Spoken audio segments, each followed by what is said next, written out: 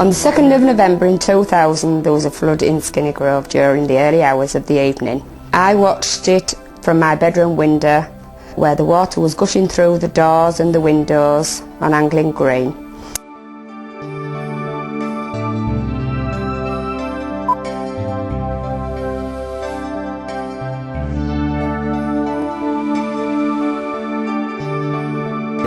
Two white doors opposite, and I could see it going up towards the door handles, towards the letterboxes, and I looked away into the room and I looked back again, and there was only one white door. The other had actually been pushed with its frame actually into the house.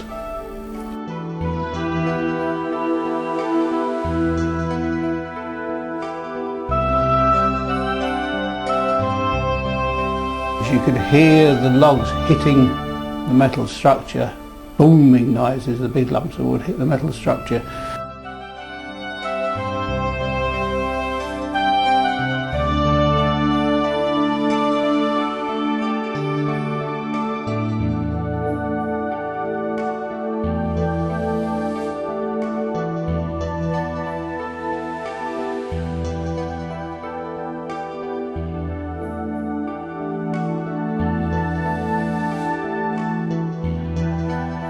And it was eerie, all the empty houses that people had been living in, and the smell, even though supposedly on the second flood there wasn't much sewage, there was, because you could smell it drying out on the streets, and you could see gardens crusted over with mud and filth. Biggest effect on the village as a whole is that it's made it stronger. Those that stayed have formed into a much tighter knit community, because the only way to get through a thing like that is to help each other. The river fills with tears from above, flows down the valley into Skinningrove. The river flows down to the sea, where fire burns brightly. Fire and water, they are worlds apart, like steel in your soul and a love in your heart. But then fire and water come together at last, where there's hope for the future, pride in the past.